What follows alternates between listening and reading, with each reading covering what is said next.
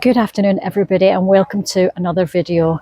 I'm in the Canary Islands again, and this time I'm hoping to show you the quieter side of Gran Canaria, places that are more off the beaten track, away from the main tourist areas.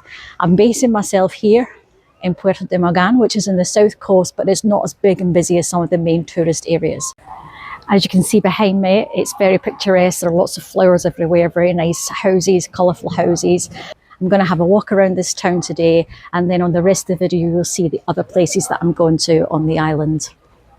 Puerto de Mogán is a picturesque coastal village and is known for its canals, colourful houses and relaxed atmosphere. Originally it was a small fishing port serving the inland farming communities around Mogan. In the 70s and 80s, when tourist development started on the island, several coastal places were developed quickly with high-rise hotels and apartment blocks to accommodate large numbers of visitors. Developers originally considered building something similar here at Puerto de Mogán. However, instead of allowing tall hotels and dense construction, the local authorities chose a low-rise traditional style development with narrow streets, colourful architecture and pedestrianised zones rather than large roads.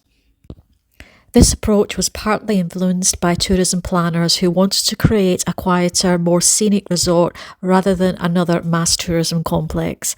Although there are many good restaurants here, you won't find lively nightlife like in the busier tourist areas.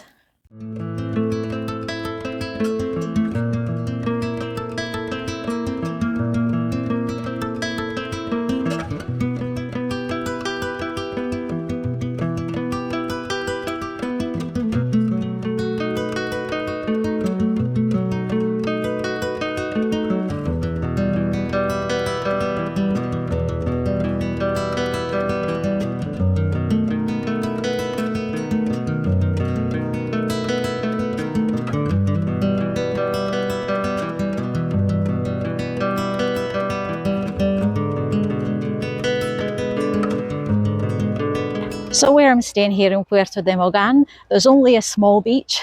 This part behind me is the part I prefer without all the deck chairs on it, because the other part with the deck chairs does look really busy and cramped. So I'm not really a beach person anyway, but this is definitely still quieter than the other kind of tourist areas in the southern part of the island. I chose to come here because I've been before, and it is one of the quieter places to stay if you want to still be on the south coast, and with access to buses, which was something else that I wanted. So if you want to find really quiet beaches, there are some hiking trails you can do from here. I recommend using the app called Wikiloc. I'll put the link to that in the video. That is the app I use when I come to Spain for hiking trails. It seems to be the most popular one for the Spanish trails. There are some hikes, some are quite long, some are several hours long, onto the coast, where you'll find quiet beaches, but there's no facilities. And some you can't drive to, you can only hike to.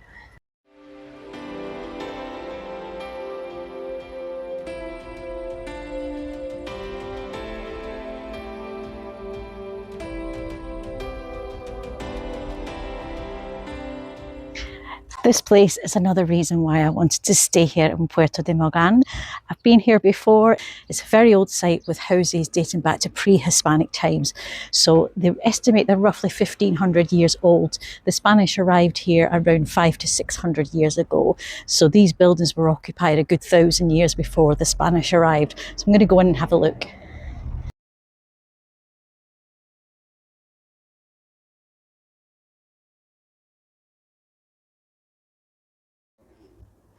This is one of the typical houses in this settlement. It's been dated back to the 3rd century AD. They tended to be built in the shape of a cross with a fire in the middle, and on the roof they would have wooden beams, mud and stone slabs. This circular house is a lot better preserved because it's not as old. This one is from the 15th century and it was built on top of one of the more ancient cross-shaped houses. So this is a small valley in between both sides of the settlement, and the word Cañada in Spanish means a small valley. In this little round house, to determine the age of the house, at the deepest part they found rabbit bones, and the rabbits weren't introduced to the islands until after 1483 when the Spanish arrived. In the rabbit bones there was a tooth mark from a cat, and same for the cats, they weren't introduced to the island until after 1483. So this house is obviously a bit more modern.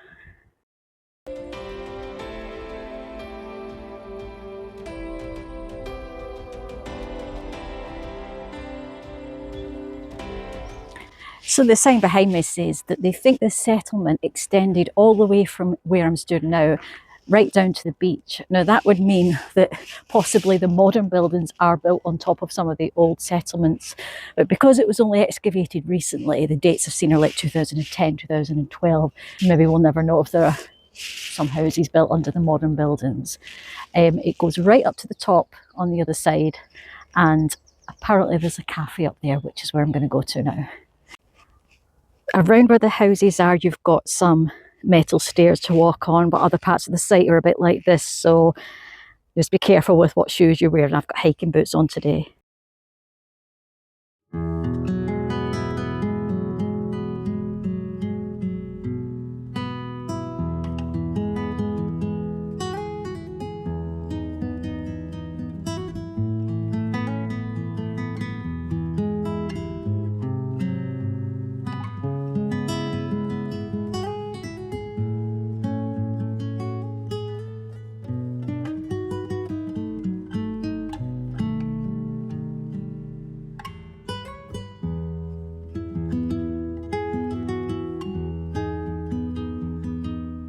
So I've made it up to the cafe. I think it's just a bar actually with drinks, but it's closed.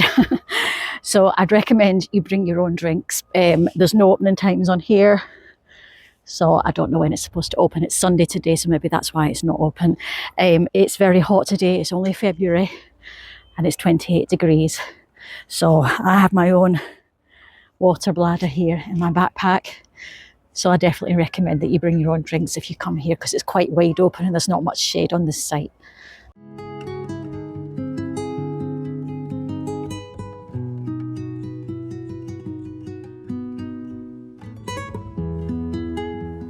So right at the top of the hill there is a building inside that cave. From here I can't tell what it is, but it looks like it might be a house. There are people still living in cave houses in Gran Canaria today.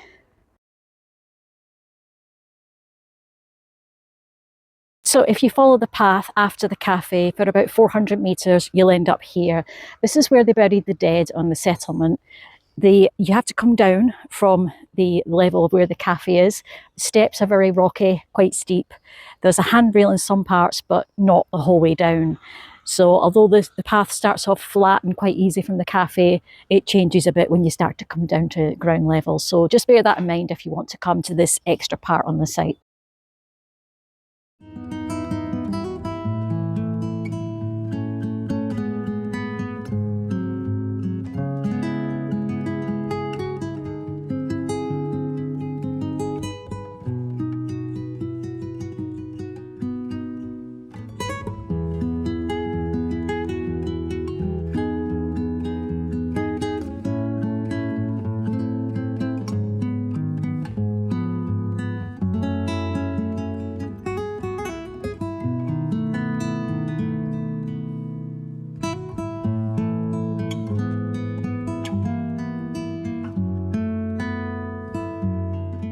So I've had a look around the town now and I've found this nice quiet spot.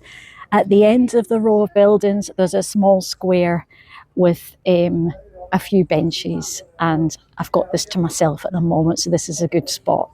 I should mention, if you come here and you're like me, you don't like very crowded, busy places, you may want to avoid a Friday because that is market day in Puerto de Mogán. I arrived on the Friday and I got a message from the apartment owner before I arrived just to warn me that it was extremely busy and just advised me where the taxi could drop me off because it was so busy. So if you come here and you want somewhere quiet, just bear in mind that Friday is market day and it's not quiet on that day, so maybe make some other plans for that day. So I'm not here next Friday, otherwise I would have probably got the bus or taken an excursion to go somewhere else to escape the crowds.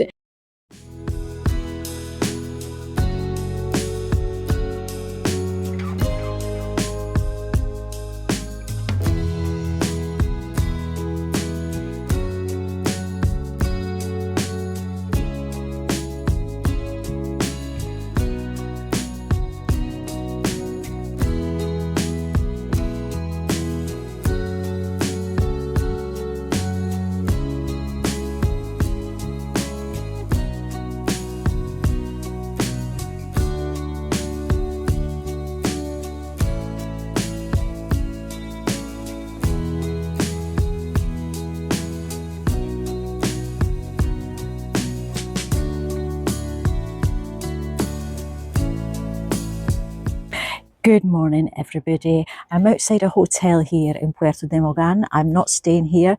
This is just a pickup point for the excursion that I'm doing today. I originally wanted to stay up in the mountains in Gran Canaria, which is where I've been before. But then I found out that the temperature is about 10 degrees cooler up in the mountains, so I decided against it. But I'm doing the excursion because it's not so easy to get to these villages on public transport from here. Last time I was here, I saw some of the ancient cave houses that are from pre-Hispanic times, so I'm hoping to get to see them again today. Our first stop was in Fataga village, which is situated in the Fataga Valley, sometimes called the Valley of the Thousand Palms because of the many palm trees. Fataga dates back to the 16th century, shortly after the Spanish arrived on the island. The village then developed into an agricultural settlement. Today you can visit the San Jose Church, which is a small 19th century church in the centre of the village.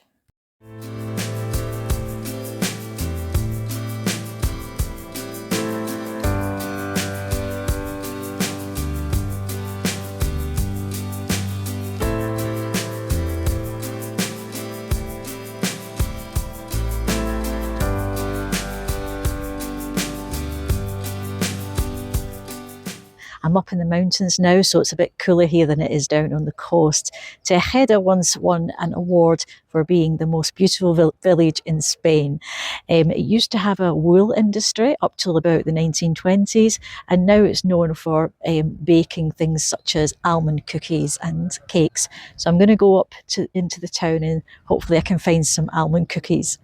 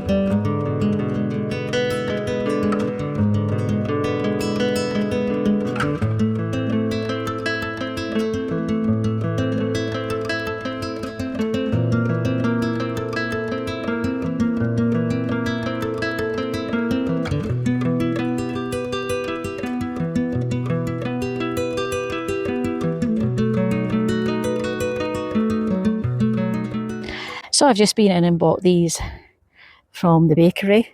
So some little almond biscuits made here, and also this bigger almond biscuit with chocolate on. They also had ones with white chocolate.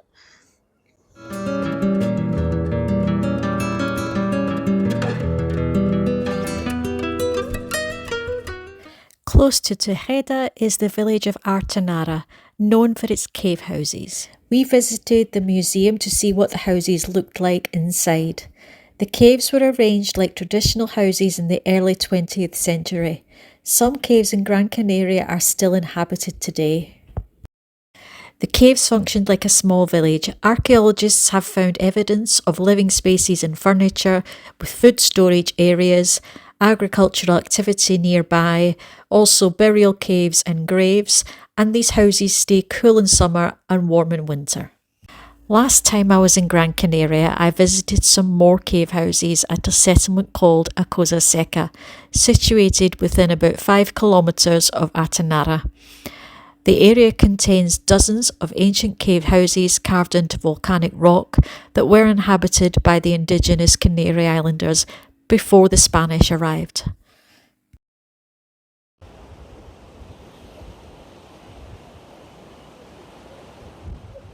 Behind me is the village of El Roque up on the north coast of Gran Canaria. If you want to go there, you can't take your car. You have to park at the bottom and walk about 170 steps up into the village.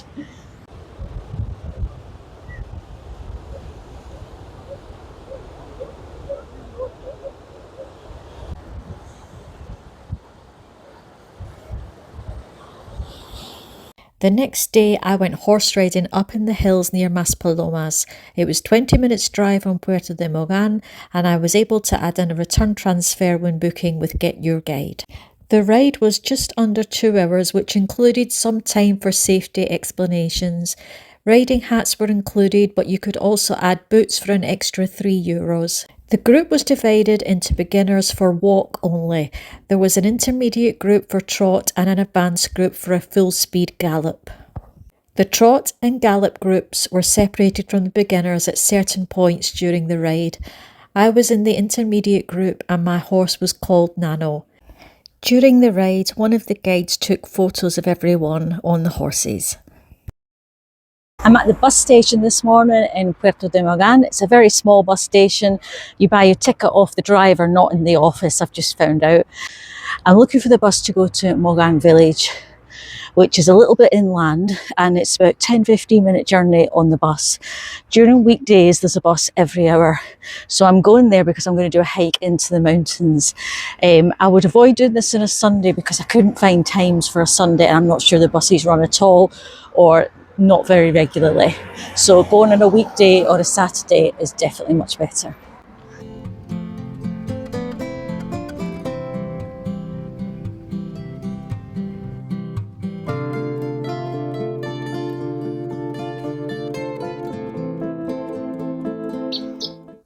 So I've just got off the bus here in the village of Mogan, which is a few miles inland. I'm going to be hiking into the mountains here to a place called Los Azulejos, which means the tiles in Spanish. It's called that because of these rocks, which are many years old and have changed colour. I did get to see them last time I was here, which was before I was making YouTube videos. I hiked from the other side and I got to see the rocks really close up, so I'll put some pictures of that hike in this video too. On this hike today, I should see them from the opposite direction, probably only from a distance. I'm going to start now. It's 10 o'clock, it's 24 degrees, which is very hot for February at 10 o'clock in the morning, and hopefully I can get back by mid-afternoon before it gets really hot. And these are some little cats here at the start of the trail having their breakfast in the bushes.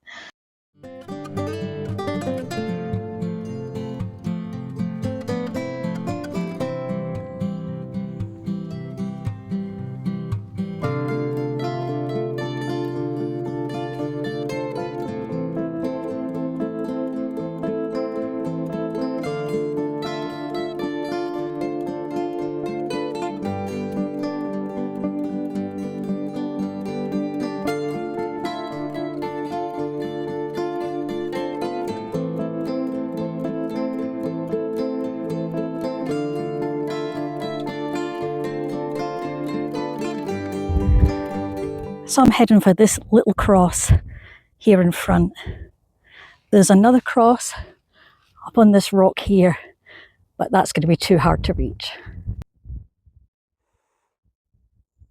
So I finally made it up to the cross, the Cruz de Mogan, and if I just move the camera around, you can see in the distance the coloured rock on that mountain, and that is known as Los Azulejos, which means the tiles. So from up here at the Cruz de Mogán, at the cross on top of the hill, you can carry on walking down the path behind me here towards the next village. That's what I was intending to do today, but it is so hot that I've decided that after the cross I'm going to go back down. The main thing I wanted to see was the coloured rocks again. The striking colours of these rocks come from volcanic minerals altered by water and heat. Hot water would go through the volcanic rock and chemical reactions change the minerals inside the rock. Different minerals give the rocks their distinctive colours. The colours can change appearance depending on the angle of the sun, moisture in the rock, or shadows across the rocks.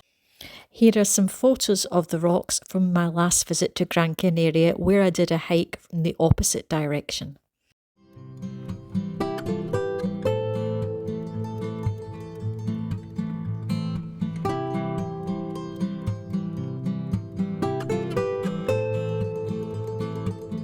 Well, this is the end of my short trip here in Gran Canaria.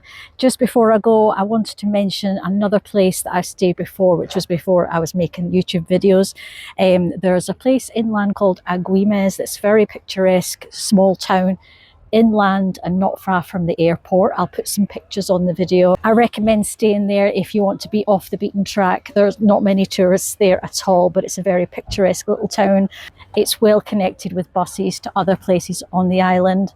And there's also some hiking trails in that area that you can do, including up into the hills where you'll find a small building that dates back to the pre-Hispanic times, which I hiked up to last time I was there. So thank you again for watching, and I'll see you on the next video.